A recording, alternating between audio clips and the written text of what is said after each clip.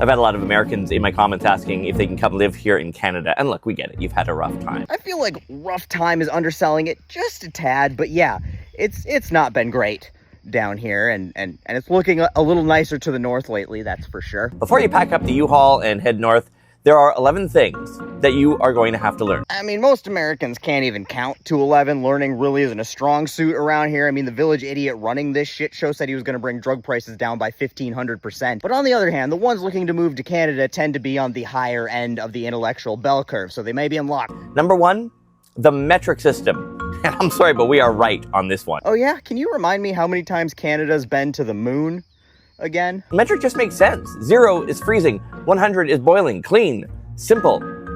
Fahrenheit was obviously invented by some drunk guy in Minnesota who thought 32 was nippy. Okay, first of all, feels a little personal, being that I am a drunk guy from Minnesota and 32 is not that nippy. But I will not be lectured on measurements from a country that thinks 90 kilometers an hour is an acceptable speed limit for the equivalent of our interstates crossing Manitoba. Sure, 90 sounds fast until you convert it into a real measurement of speed and realize it's 52 fucking miles an hour across Manitoba. Manitoba's like if you took all the fun stuff out of Minnesota and we're still like, you know what? There's a few too many trees and hills here. Maybe we need to flatten this fucker out. Manitoba is basically North Dakota with free healthcare. But at least the speed limit in North Dakota is fucking 80 because they know nobody wants to be there. Are you guys trying to save money on your healthcare system by just making people die of boredom on their long drive to work? Then you really want to get a speeding ticket in kilometers per hour? In the States, 10 miles an hour over is one speeding ticket, and then it goes up by increments of 5 miles per hour. In Canada, it goes up by every kilometer an hour over. How do you even measure that accurately? I'm walking at a kilometer an hour right now. You could fart and your car could speed up by a kilometer an hour. It's a ridiculous unit of measurement to travel by. What the fuck is this? You guys sell fuel in hundreds of cents per liter? You keep telling us how clean the system is, but I feel like trying to figure out how much money you're going to spend on fuel on a road trip involves a lot of unnecessary numbers. Which brings me to number 2,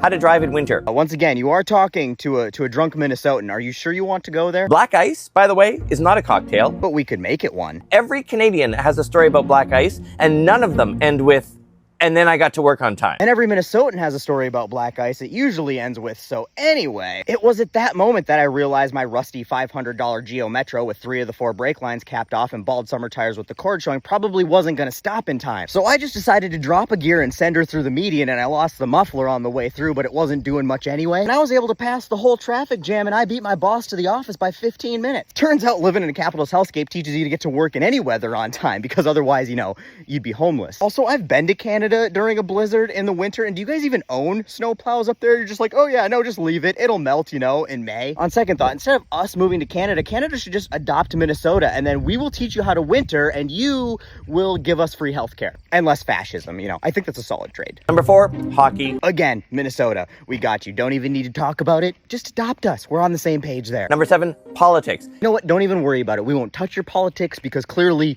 we don't know what the fuck we're doing. We'll just let you guys carry on with it because clearly it's working much better than what we've got going on.